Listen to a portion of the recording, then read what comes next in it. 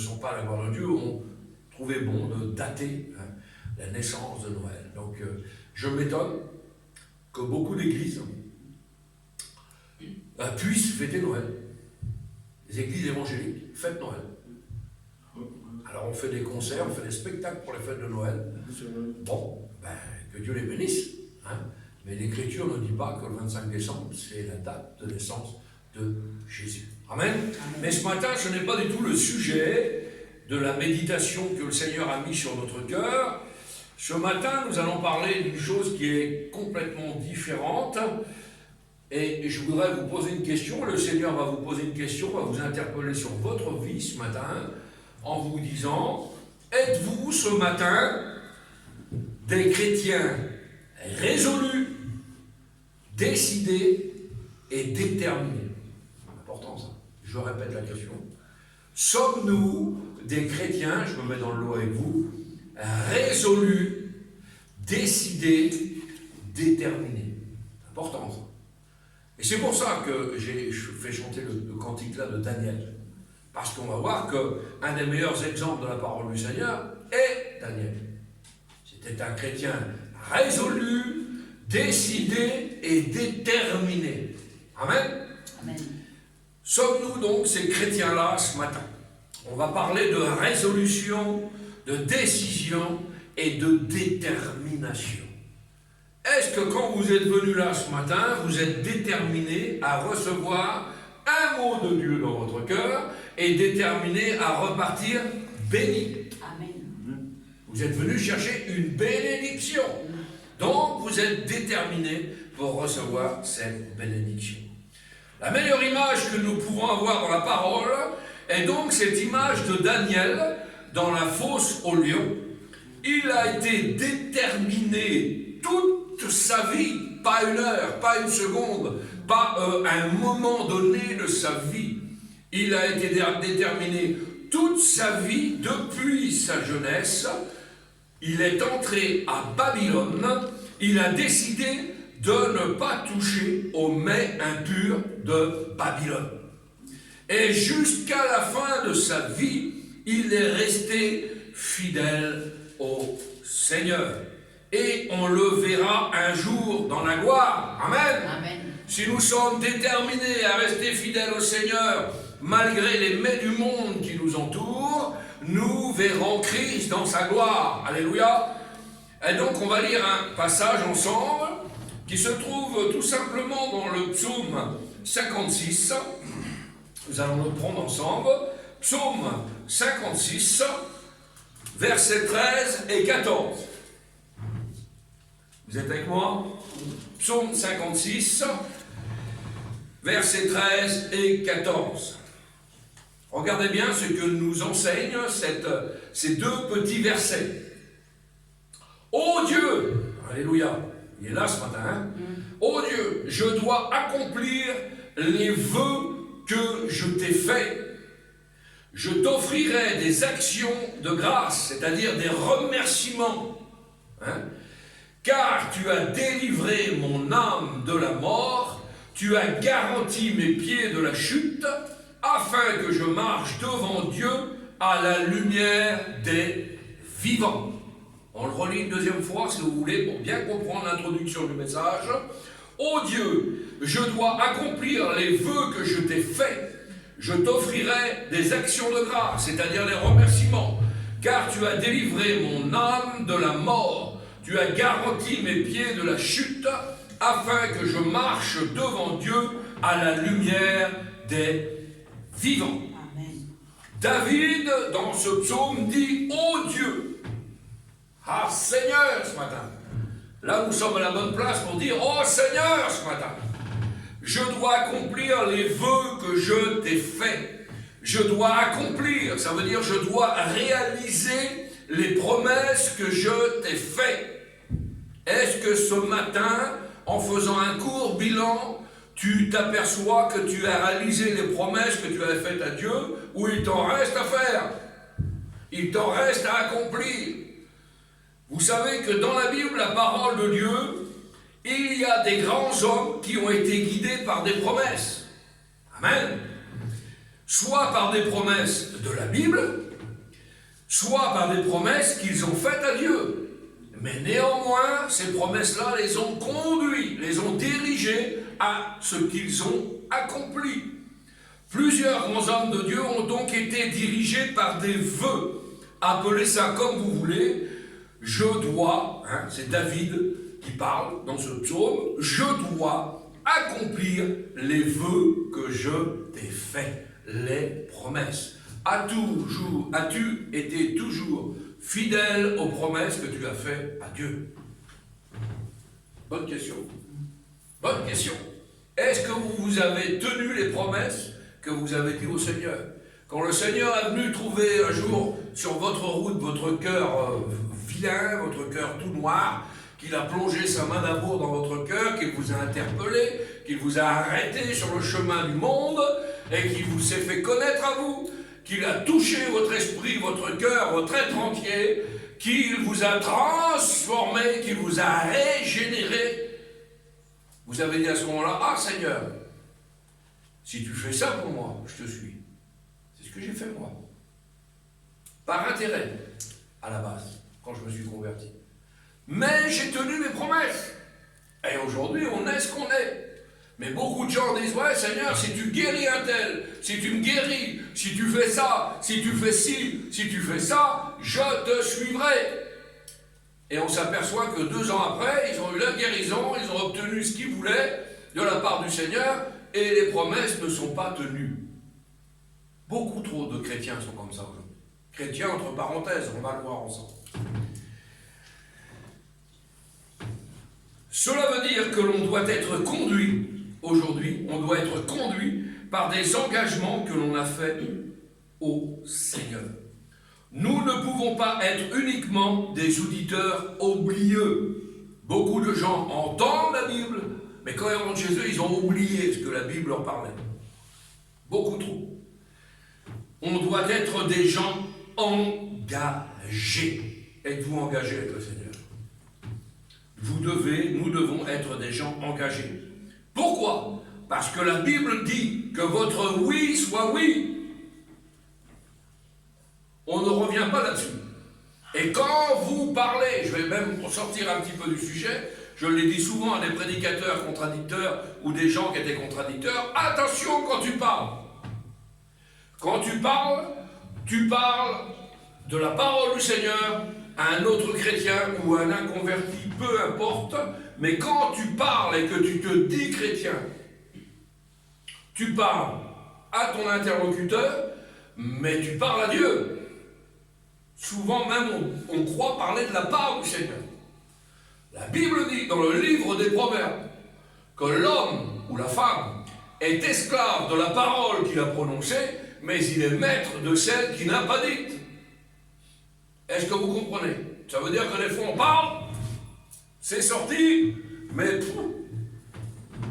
faisons bien attention à ça. Quand vous parlez en étant chrétien, en étant serviteur de Dieu, vous parlez au peuple, vous parlez aux gens qui vous entourent, peu importe, mais votre langage est lié devant Dieu. Vous n'êtes plus n'importe qui aujourd'hui. Et on ne peut plus dire n'importe quoi. Si vous vous engagez devant les hommes, dit la parole de Dieu, et devant Dieu. C'est important que votre oui soit oui ce matin. Ce n'est pas oui aujourd'hui et non demain. Vous comprenez ça? Que votre oui soit oui, c'est-à-dire que l'on reste fidèle à nos vœux et à nos promesses. Par exemple, dans la parole de Dieu, un merveilleux exemple de fidélité, d'engagement, de promesse. On a un homme qui a maintenant 85 ans, dans le texte, et il se rappelle d'une promesse que Moïse lui a faite des années auparavant, alors qu'il avait 40 ans. 45 ans après, il se souvient de la promesse que Moïse lui avait faite. Et l'on voit que ce Caleb, puisqu'il s'appelle Caleb dans la parole du Seigneur, va rappeler à Josué, il va lui dire, j'étais âgé de 40 ans. C'est précis, hein, il dit même. Lorsque Moïse, serviteur de l'Éternel, m'envoya de Kadès Barnéa pour explorer le pays. Et je lui fis un rapport avec droiture de cœur. Mes frères qui étaient montés avec moi découragèrent le peuple. Mais moi, je suis pleinement la voix de l'Éternel, mon Dieu. Amen. Et il dit maintenant, voici, l'Éternel m'a fait vivre comme il l'a dit il y a 45 ans, que je vis donc sous la promesse de Dieu. 45 ans à attendre. Des fois, on est impatient. Non, 45 ans qu'il vit sous la promesse de Dieu, que l'Éternel avait parlé ainsi à Moïse, et il dit maintenant, regardez bien, donc à 85 ans, je suis vigoureux comme au jour où Moïse m'envoya. Oh là là là là, 85 ans, 45 ans après, j'ai 85 ans, mais je suis vigoureux comme au jour où Moïse m'envoya. Vous savez, quand le frère était passé, Raymond Bourgier était venu ici au Québec, et ça m'avait interpellé, et j'avais trouvé ça fantastique. Il y avait un serviteur de Dieu qui se disait en retraite, qui avait 71 ans, qui était dans les assemblées. Il est venu à la fin de la réunion pour faire prier pour lui. Et le frère Raymond Bourgier a dit, tu es qui? Tu viens d'où? Il dit, je suis un pasteur fondateur d'une église de Rennes, je suis à la retraite. Raymond Bourgier l'a pris comme ça, puis il l'a secoué un peu, parce qu'il a le même âge, et il dit, tu ne seras jamais en retraite avec Dieu. Tu seras en retraite quand le Seigneur sera venu te chercher ou quand tu seras mort. Mais tant que tu as du souffle, prêche l'évangile, distribue la parole, parle au nom du Seigneur. Allez. Allez. La Bible ne dit pas que quand nous vieillissons, nous rajeunissons comme l'aigle. Il n'y a pas d'âge pour témoigner. Même si vous êtes handicapé, au respect je vous dois, invalide, c'est pas grave. Si vous avez votre bouche peut parler, et si votre bouche ne peut pas parler, vous pouvez écrire. On peut toujours travailler pour Dieu. Sujet de prière, mon ancien est bloqué dans son lit, puisqu'il va repasser par une opération, le frère Le Cossec. Et bien en attendant, il fait de l'administratif pour l'œuvre de l'Inde. Il fait ses lettres dans son lit, à son rythme. Il ne peut plus marcher, mais il fait des lettres à son rythme. On est vaillant en tout temps. La promesse de Dieu est sûre. Vous comprenez ça? Elle est sûre. Et Caleb s'en rappelle. Waouh! Il y a 85 ans, il n'a pas dit, hein, il y en a qui peuvent le dire, c'est la retraite. Je suis tranquille maintenant. C'est le canapé de la grâce, le spirituel. Tranquille, j'en ai assez fait, place aux jeunes. Non, non, non et non. Il continue, il ne lâche pas. Il sait la promesse que Moïse lui avait faite. Il y avait 45 ans de cela. Et il va rappeler, il va sortir, il va remonter cette promesse à la surface en disant, Moïse m'avait promis ceci, et maintenant, je veux l'avoir. Alléluia. C'est beau ça, 45 ans après. Tu m'avais promis ça il y a 45 ans, ça y est, c'est l'âge, je la veux maintenant. J'ai attendu 45 ans. Mais je l'ai, cette promesse. Cet homme, assurément, était dirigé par des promesses qui lui avaient été faites. Soit que nous fassions des promesses, soit que des promesses nous ont été faites dans nos vies, eh bien, nous avons besoin de rester fidèles à nos vœux, plus que jamais. La Bible dit, dans Ecclésiaste chapitre 5, quand tu as fait un vœu à Dieu, quand tu as fait une promesse à Dieu, ne tarde pas à l'accomplir, parce que Dieu n'aime pas les insensés. Comment ça? Quelqu'un qui a fait une promesse et qui ne la tient pas, et qui ne tient pas cette promesse, aux yeux de Dieu, c'est un insensé. Aux yeux de Dieu, si vous avez fait une promesse à Dieu et que vous n'avez pas tenu cette promesse, pour Dieu, vous êtes un insensé. Et la Bible dit dans Ecclésiaste 5, verset 3, accomplis le vœu que tu as fait. Accomplis-le. Alors je ne sais pas ce que tu as promis à Dieu. Je ne sais pas quel lien qui te tient avec Dieu ce matin. Je ne sais pas ce que Dieu a révélé dans ton cœur, ce que Dieu t'a promis, ou toi ce que tu as promis à Dieu, mais néanmoins, la Bible nous enseigne, accomplis-le, fais-le, sans tarder. Si tu te détournes de la parole que tu as promis à Dieu, tu es un insensé selon la parole du Seigneur. Et on va voir à quoi ça correspond. Réalise le vœu, la promesse que tu as faite. Les insensés dans ce domaine-là sont ceux qui font des promesses, des vœux à Dieu, et qui ne tiennent pas leurs vœux. Par exemple, un exemple flagrant de la parole du Seigneur, toujours s'appuyer sur la Bible, Saül a dit un jour à David, « J'ai agi en insensé. » Vous vous rendez compte? Le roi Saül, il regarde David et il dit, « J'ai agi en insensé. » Il l'a reconnu. Beaucoup de gens reconnaissent des fois qu'ils sont insensés. Mais la parole de Dieu va plus loin. Il a continué, pareil, à vivre en insensé.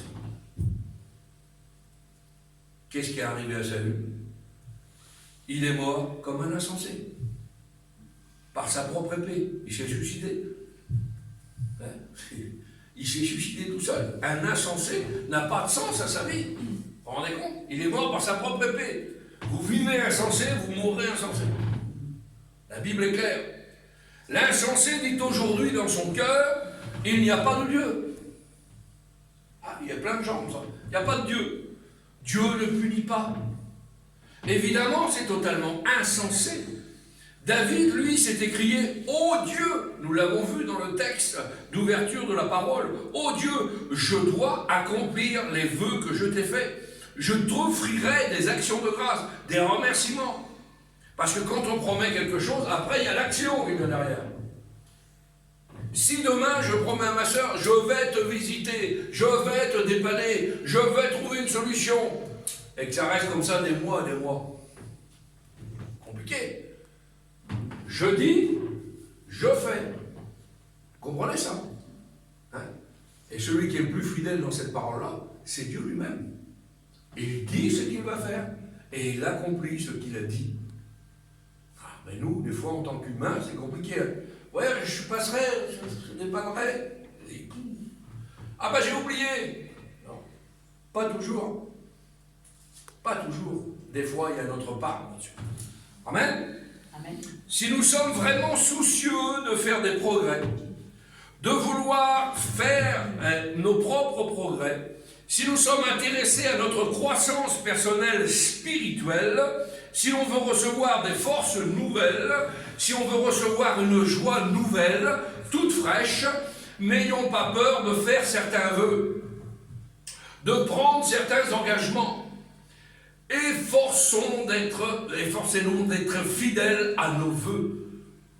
Quand on fait certaines promesses au Seigneur, ce n'est pas mauvais de faire des promesses au Seigneur. Surtout pas mauvais. Parce que cela va provoquer un renouvellement dans nos cœurs.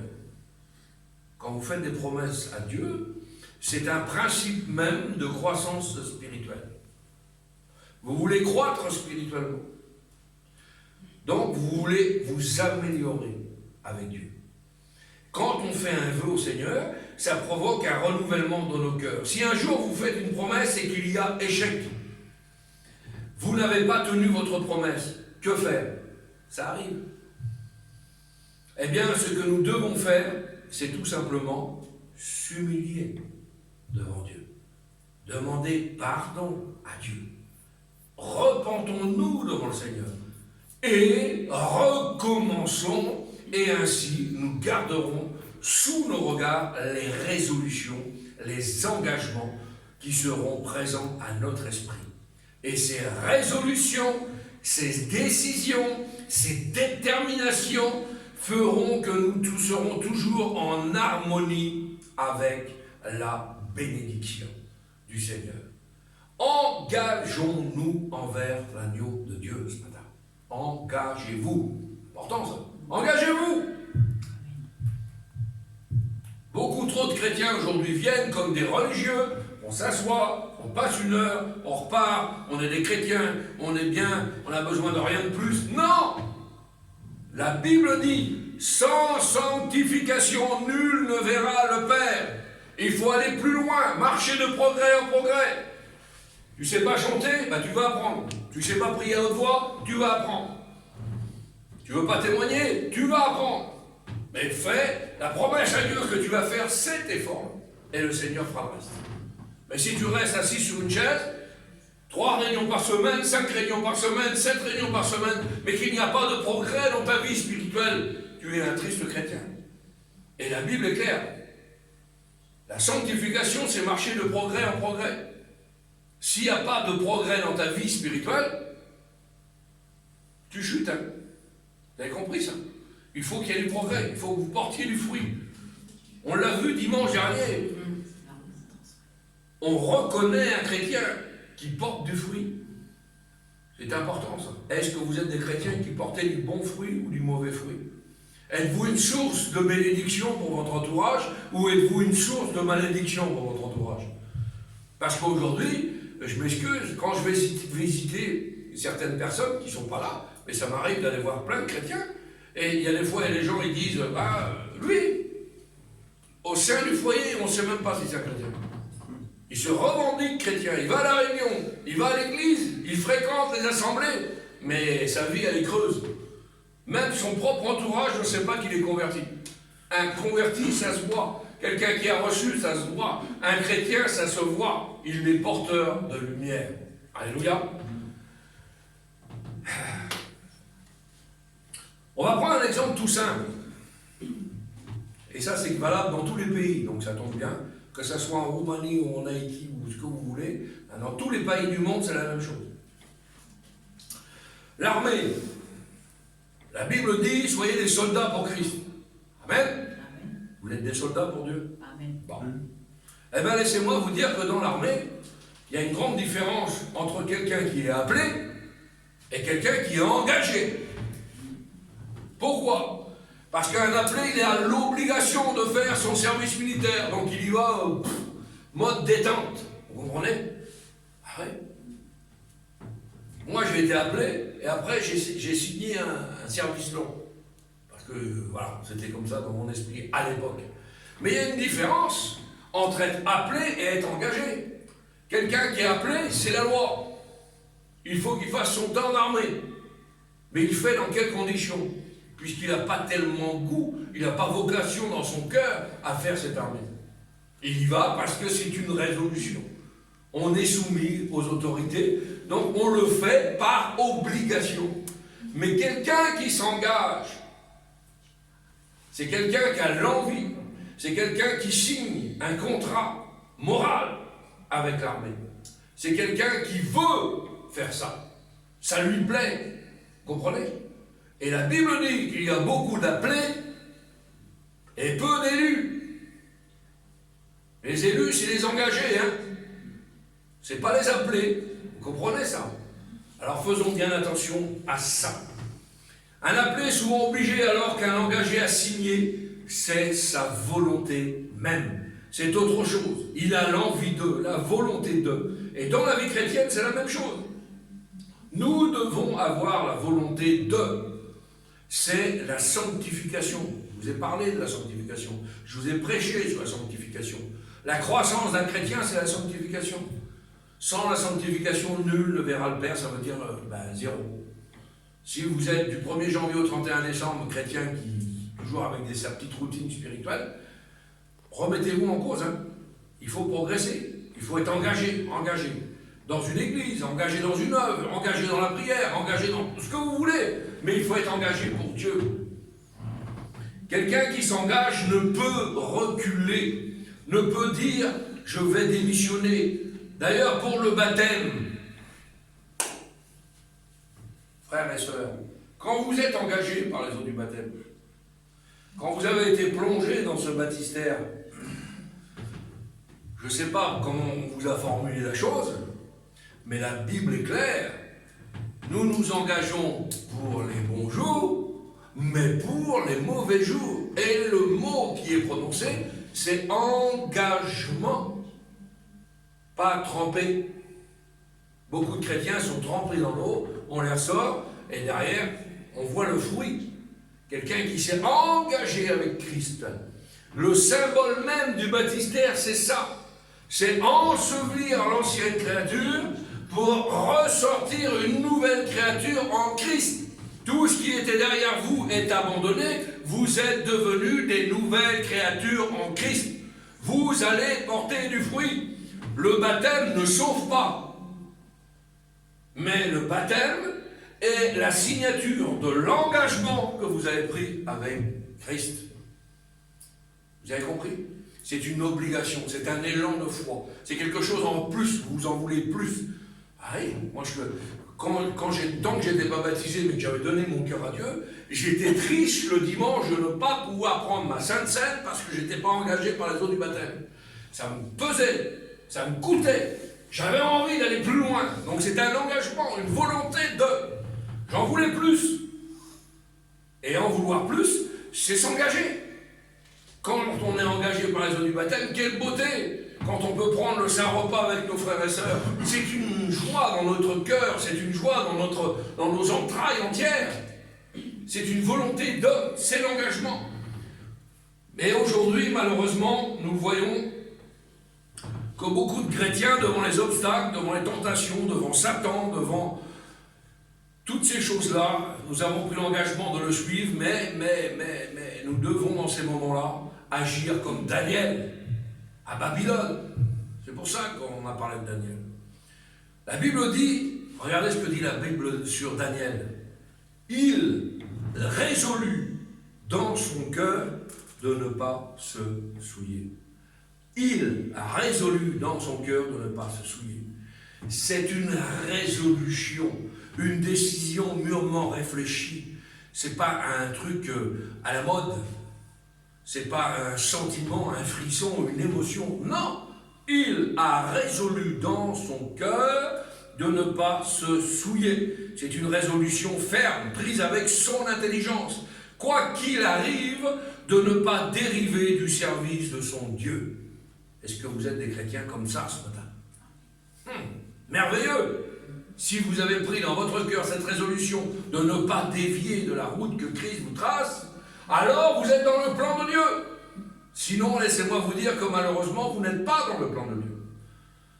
Évidemment, l'ennemi va venir. Dans Daniel, on va le voir aussi. L'ennemi vient souvent quand on prend ses résolutions. Et il va provoquer toutes sortes de circonstances pour nous faire dévier des promesses que l'on a faites à Dieu, de nos vœux que nous avons faits à Dieu. Et dans l'exemple de Daniel, l'ennemi lui propose quoi? La mort. C'est fort, hein? L'ennemi n'est pas venu vous proposer la mort encore. Ben dans Daniel, l'ennemi lui propose la mort. Ok, Daniel. Regardez ce que l'ennemi dit, hein, je résume. Ok, Daniel, ok. Tu veux servir ton Dieu, Daniel? C'est bien. Continue, mais tu vas mourir. Parce que si tu continues à servir ton Dieu, on va t'envoyer dans la fosse aux lions. Beaucoup de chrétiens aujourd'hui continuent à suivre ton Dieu, ben on va te décapiter, on va te tuer, on va te foutre un coup de bâton sur la tête, tu vas mourir. Nous avons vu les films sur les églises persécutées. Tu veux continuer à suivre ton Dieu? T'es mort, on va te brûler. Dans les pays africains, on l'a vu l'autre jour subsaharienne, c'est exactement ce qui se passe. Vous êtes des chrétiens? Ouais, ok, on rase le village. Si on faisait ça ici en France aujourd'hui, quel bilan on pourrait tirer de cette situation-là? Combien de gens encore diraient on est des chrétiens? Est-ce que vous êtes prêts à mourir pour Dieu? Pas comme des kamikazes, hein, mais est-ce que vous êtes prêts à mourir avec votre foi en Christ? Ou à détournez-vous du danger? Ah oui. Et là, on voit que Daniel dit dans son cœur, Daniel était résolu. Il était résolu, Daniel, à aller jusqu'au bout. D'ailleurs, malgré les interdictions, il continuait à prier 3 fois par jour son Dieu. Ça énervait fortement le roi. Donc, on l'a jeté dans la fosse au lion. Il n'a pas bronché, il n'a pas reculé, il n'a pas essayé d'un côté ou de l'autre, mais sa volonté d'accomplissement était jusqu'à la mort. Pourquoi? Si Dieu ne le délivre pas de la mort physique tout de suite, là, eh bien, c'est pas grave. Je m'en vais près de Dieu rapidement. Non, je répète. Si Dieu ne vous délivre pas de la mort, là, charnel tout de suite, d'un danger, vous mourrez en Christ. Vous êtes avec lui pour l'éternité. Ça vous rappelle quelque chose? Hein? C'est-à-dire que dans son esprit, Daniel, à ce moment-là, se disait, les crocs des lions vont me dévorer, d'accord? Mais mon âme va monter vers Dieu. Alléluia. Merveilleux. C'est l'exemple du même état d'esprit quand Paul nous dit dans les livres, il nous dit, la mort m'est un gain. Je ne sais pas si vous imaginez au niveau de spiritualité. Est-ce qu'aujourd'hui nous sommes capables de dire, en connaissant Dieu, en pratiquant Dieu, en étant près de notre Seigneur, la mort m'est un gain. Mourir en Christ, c'est vivre éternellement. Mourir sans Christ, c'est vivre éternellement aussi, en enfer. Alors quel est votre choix ce matin? Est-ce que vous êtes prêts à tenir vos vœux jusqu'au bout? Daniel avait résolu dans son cœur de ne pas se souiller. On parle aujourd'hui, ce matin, d'être résolu. Il y a des chrétiens résolus, décidés, déterminés. Nous avons aujourd'hui trop de chrétiens qui ne sont pas décidés. Ils ne sont pas résolus. Dès qu'arrive une épreuve, dès qu'arrive la tentation, les vents contraires, le tourbillon, la moquerie, le ridicule face à la foi chrétienne, là, alors là, non. Alors non, on s'en va du côté de l'ennemi. Vous comprenez ça? L'homme charnel ou la femme charnelle rejette la discipline de tels engagements. Ils n'en veulent pas. Aujourd'hui, oui, et puis demain, ça dépend du temps, hein. Un peu comme dans un mariage. Rappelez-vous, le mariage, l'autre jour je vous ai prêché sur le foyer. Il y a des jeunes ici. 1, 2. Le but ultime, c'est de se marier. Vous voulez fonder un foyer. Amen. Bon. Le foyer sans Dieu, ça ne tient pas. Le foyer avec Dieu, ça tient. Je vous ai parlé du triangle l'autre jour. Triangle. En haut Dieu, en bas l'homme, là la femme. Plus l'homme monte vers Dieu, plus la femme monte vers Dieu, plus l'homme et la femme sont ensemble. Proches.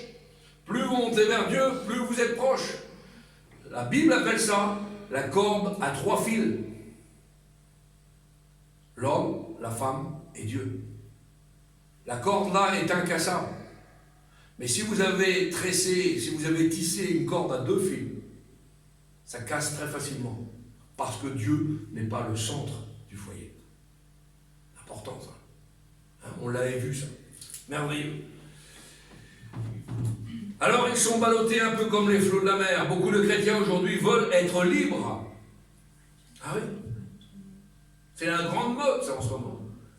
Et aujourd'hui, l'évangile, les églises évangéliques en général sont malades parce que les hommes et les femmes chrétiens ou chrétiennes veulent être libres. Ils vont dire, je ne crois pas aux vœux, c'est du légalisme. Ah oui, j'ai écouté ça plein de fois dans certaines assemblées. Croire aux promesses qu'on a fait à Dieu, ah mais c'est trop légaliste. Vous vous rappelez le message que je vous ai apporté sur la liberté chrétienne et l'équilibre de la foi? Trop dans l'Ancien Testament, vous êtes à côté de la plaque, vous êtes trop légaliste. Trop dans la grâce, vous êtes à côté de la plaque aussi. Il faut un équilibre. C'est pour ça que le lien entre l'Ancien et le Nouveau Testament, c'est Jésus de Nazareth. C'est l'axial de la Bible. C'est le point central de la Bible. C'est le roc. C'est la pierre sur quoi on peut construire. C'est Jésus de Nazareth. Vous savez, il est mort sur la croix, les bras comme ça, parce que d'un côté, il y a l'Ancien Testament et de l'autre côté, il y a le Nouveau Testament. Mais on ne peut pas faire non plus de la grâce, de l'hypergrâce, et on ne peut pas faire de la grâce façon de marcher comme on veut. Non. Non. Et on ne peut pas trop être dans la loi non plus. Ça ne correspond plus. Il faut être sur un fil, équilibré dans sa foi. J'avais apporté ce message. Dieu n'aime pas les fous. Il n'aime pas les folles, il n'aime pas les insensés. Ils font des vœux, ils proclament des promesses, ils se retirent dès qu'arrive la première tempête. Et on va considérer, et ça va être la fin du message, vous avez bien compris, mais je voudrais donner ces 2 exemples-là. On va considérer 2 sortes de personnes dans la parole du Seigneur. La première sorte de personne refuse toutes sortes de responsabilités, parce que cette personne veut être libre. Les chrétiens aujourd'hui veulent être libres. Cette personne refuse de s'engager, car par cet engagement, elle sait qu'elle ne pourra pas faire ce qu'elle veut. Beaucoup de chrétiens sont comme ça aujourd'hui. Ah, on est bien dans l'assemblée là, mais je vais aller, je vais revenir, je vais aller, je vais revenir, je ne vais pas m'engager dans l'assemblée là, je veux voir, je vais aller picorer de droite et de gauche. Ok, il y a un temps pour ça. Et il y a un temps pour être stable. Il y a un temps pour construire. Il y a un temps pour s'engager. Comprenez ça? Hein? La Bible parle des temps. Un temps pour construire, un temps pour bâtir, un temps pour démolir, un temps pour refaire, un temps pour planter, un temps pour arroser, un temps pour récolter. D'accord? Eh bien, dans la vie chrétienne, c'est pareil. Aujourd'hui, il faut s'engager dans l'œuvre. Il faut s'engager pour Dieu. Comprenez ça? Alors, cette première catégorie de personnes, là, eh bien, c'est des chrétiens qui ne veulent pas s'engager, qui croient qu'ils sont libres. Alors, on peut aller où on veut. Hein, on veut picorer de droite et de gauche. On en connaît plein. Eh bien, laissez-moi vous dire que cette liberté, la liberté de ce genre de personnes qui se croient libres, c'est tout simplement la liberté du vagabond. Un vagabond, il est libre. Je m'explique. Il a des contraintes, hein, il est contrôlé, il est poussé dans un coin, mais il est libre. Il est libre de manger, il est libre de ne pas manger, il est libre de boire, il n'est pas libre de boire, il est libre de dormir où il veut, il est libre, un vagabond. Vous comprenez ça? Un vagabond est libre. Mais laissez-moi vous dire aussi qu'un tel individu est libre, mais en même temps, il est inutile pour l'œuvre de Dieu. Inutile. La Bible dit que certaines personnes promettent la liberté. Ah, il y a des personnes qui promettent la liberté dans la parole du Seigneur. Oui. Dans l'épître de Pierre, il est dit, ces gens-là sont des fontaines sans eau. Des fontaines sans eau. Alors, vous êtes une fontaine et vous ne donnez pas d'eau. Vous imaginez un petit peu comment décrit la Bible, ces gens-là? Des nuées qui chassent un tourbillon, c'est-à-dire pas de pluie. L'obscurité des ténèbres leur est réservée. Avec des discours enflés de vanité, ils annoncent par des convoitises de la chair et par les dissolutions ceux qui viennent à peine d'échapper aux hommes et vivent dans leur égarement. Ils leur promettent la liberté alors qu'ils sont eux-mêmes esclaves de la corruption. Vous lirez ça dans l'épître de Pierre. Je vous donnerai les références. C'est quelque chose d'extraordinaire. Une sorte d'homme ou une sorte de femme, ceux qui refusent toutes sortes de responsabilités. Ils sont à peu près décrits dans la parole de Dieu. Parce que la parole de Dieu a réponse à tout. On va aller voir dans le livre de Jérémie, chapitre 2, verset 23. Regardez comment les décrit la parole du Seigneur, ces gens qui ne veulent pas prendre de responsabilités, qui veulent rester libres dans leur esprit, et qui veulent se dire, oh ben, on fait comme on veut. Regardez comment la parole nous les décrit. On fait la lecture ensemble, Jérémie chapitre 2, verset 23. Comment dirais-tu, je me suis point souillé, je ne suis point allé après les Baals. Regarde tes pas dans la vallée, reconnais ce que tu as fait. Regardez comment qu'il les appelle. Dromadaire à la course légère et vagabonde. On a parlé du vagabond tout à l'heure. Ânesse sauvage, habituée au désert, haletante dans l'ardeur de sa passion, qui l'empêchera de satisfaire son désir. La Bible décrit ces sortes de personnes comme un dromadaire à la course légère et vagabonde, c'est-à-dire qu'on ne peut pas contrôler, il fait ce qu'il veut, il va partout, il picore de droite et de gauche, ou encore une ânesse sauvage. Laissez-moi vous dire qu'un âne ou un cheval sauvage est utile dans l'œuvre de Dieu que lorsqu'il est attelé. Comment ça? Qu'est-ce que tu veux nous dire, pasteur? Ben, je vais vous le dire. Un cheval sauvage, ben, c'est bien, il est libre, il gambade, il va à droite et de gauche, il boit, il mange, il peut dormir, bref. Mais il est inutile dans l'œuvre de Dieu. Pour être utile dans l'œuvre de Dieu, que vous le vouliez, que vous ne vouliez pas, il faut être attelé. Ah, comment ça? Ah oui. Un cheval, un âne est utile lorsqu'il est attelé, lorsqu'il prend un joug, lorsqu'il y a des rênes qui sont sur ses épaules. Mais au contraire, ces animaux sauvages sont très beaux à voir. Ah, ils sont beaux, hein? Beaux chrétiens, ils sont beaux à voir. Mais ils ne servent à rien. À rien du tout. Ils ne servent à rien. C'est ce qu'on a vu dimanche, le fruit du chrétien. Il faut être attelé. Si vous ne voulez pas être docile à la parole du Seigneur, pas un homme, hein, pas une église, pas un mouvement, vous comprenez ce que je veux dire. Il ne faut pas être attelé avec le pasteur. Hein. Il faut être appelé à la parole. Il faut être attelé à Dieu. Il faut être attelé à Christ, à son œuvre. Hein.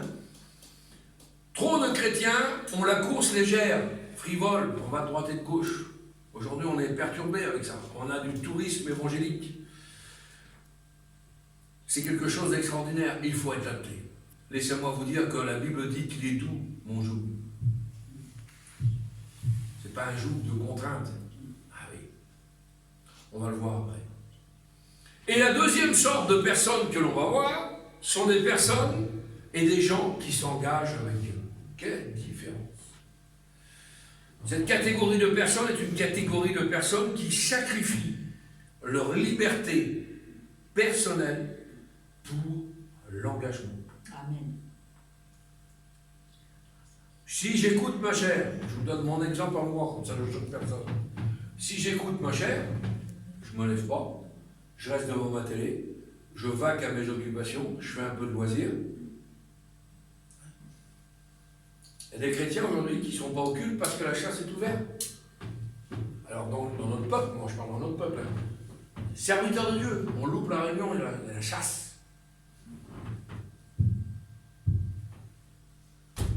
On a un rendez-vous de business.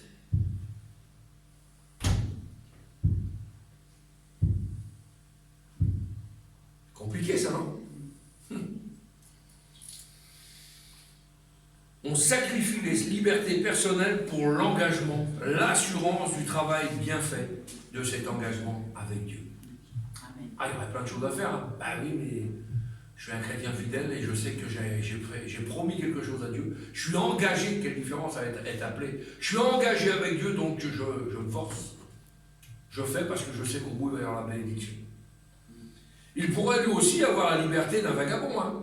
Mais il préfère les liens de la responsabilité. Quand vous êtes engagé avec Dieu, vous êtes quelqu'un de responsable.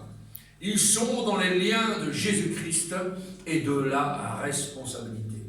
Psaume chapitre 2. Les païens disent, délivrons-nous de leurs liens, acquis du Père, du Fils et du Saint-Esprit, pour être libres.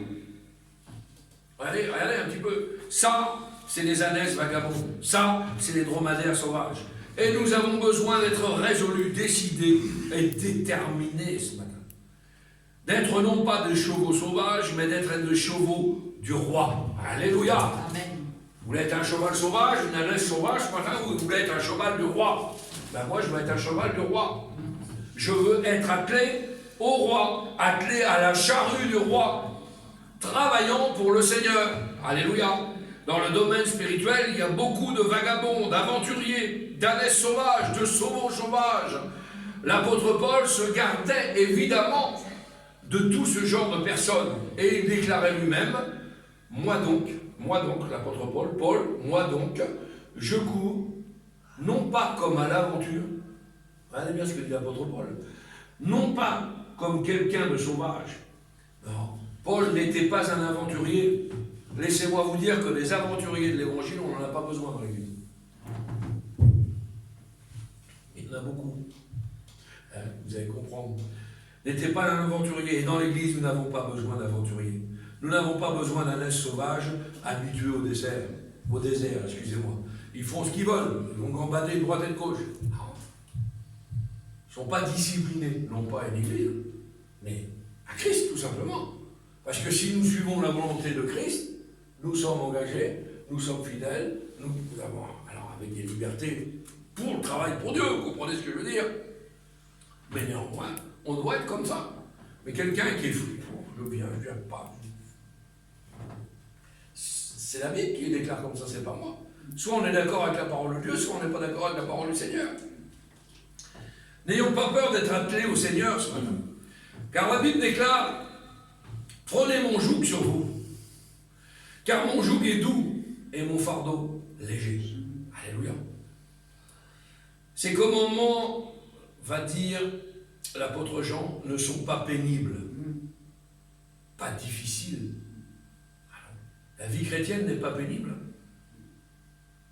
On a des problèmes, des difficultés. mais j'en parle de pénible, quelque chose qui est pénible, c'est à répéter.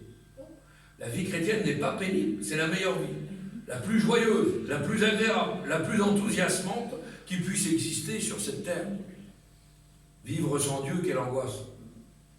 D'ailleurs, ceux qui ont abandonné la main du Seigneur et qui viennent vous visiter des fois, on voit déjà, il dit eux-mêmes, il dit j'étais mieux avant à la réunion, j'étais mieux avant quand je suivais le Seigneur. Aujourd'hui, c'est la décadence. Ils regrettent. Il n'y a pas de regret avec la vie chrétienne. On est engagé avec Christ. Bon, il y a des bons jours, il y a des mauvais jours, mais le Seigneur est toujours là. On a toujours quelqu'un, on a toujours un interlocuteur. Ça ne va pas, on a toujours quelqu'un à qui parler. Ah oui.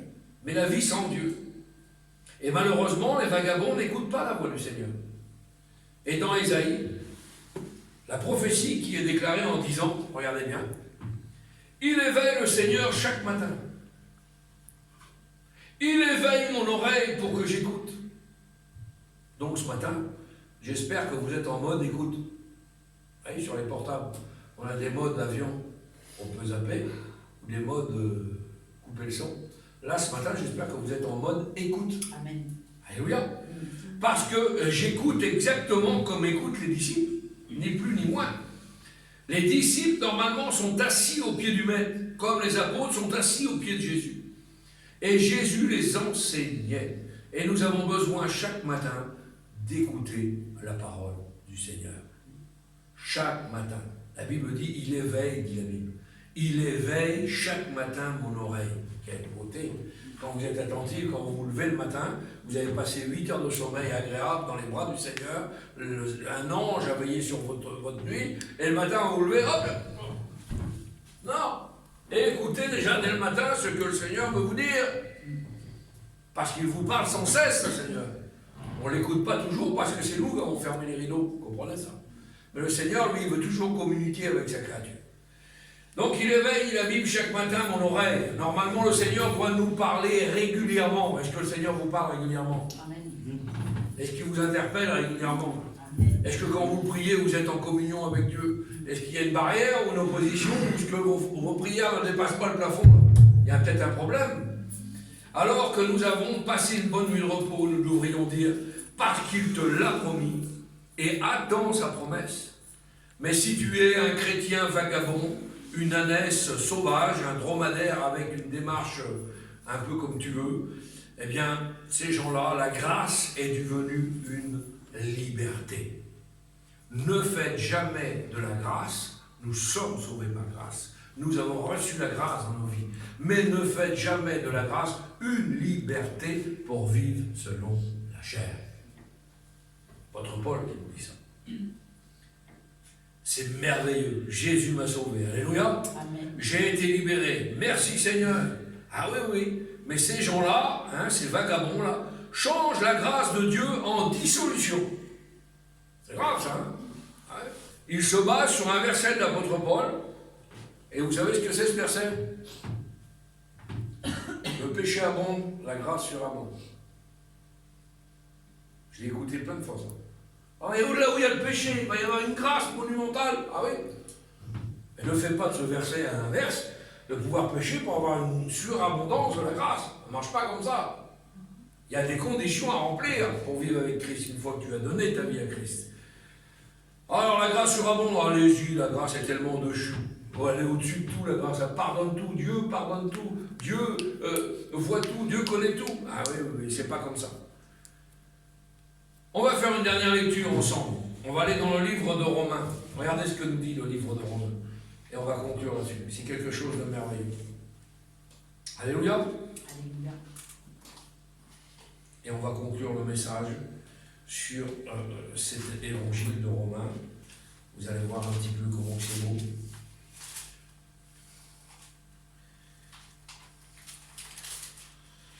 Romains 6. Verset 1. Alléluia. Romains 6, verset 1. Regardez ce que dit la Bible pour ces gens-là. Vous y êtes? Que dirons-nous donc? Demeurions-nous dans le péché afin que la grâce abonde? Loin de là. C'est-à-dire pas du tout. Nous qui sommes morts au péché. On est morts au péché aujourd'hui. Amen. Amen. Comment vivrions-nous encore dans le péché? Pour l'interrogation. C'est impossible. Nous avons été délivrés, nous avons été éclairés, nous avons été régénérés, nous sommes devenus des nouvelles créatures. Nous avons cessé ce que nous pratiquions auparavant. Alors comment aujourd'hui, la Bible nous interpelle en disant, comment pourriez-vous, vous, encore vivre dans le péché? Ce n'est pas possible. L'apôtre dit, oui, c'est vrai, le péché abondait, hein? La grâce a surabondé, mais aujourd'hui, nous sommes des nouvelles créatures. Et donc, si nous sommes des nouvelles créatures, le péché n'a plus part avec nous. C'est déjà compliqué comme ça, hein? Que ce soit pour les tentations, les problèmes, les difficultés. Toujours nous serons amorcés, hein, par des choses, mais néanmoins, ce matin, nous devons être des chrétiens résolus, décidés et déterminés. Amen. Amen. Est-ce que vous voulez ce matin prendre cet engagement devant Dieu de dire je suis un chrétien résolu, décidé et déterminé? Oui, Seigneur. Nous ne voulons pas être des vagabonds ce matin. Nous ne voulons pas être des ânesses sauvages. Nous voulons être dociles à la parole du Seigneur. Amen. Amen. On prie le Seigneur ensemble. Seigneur,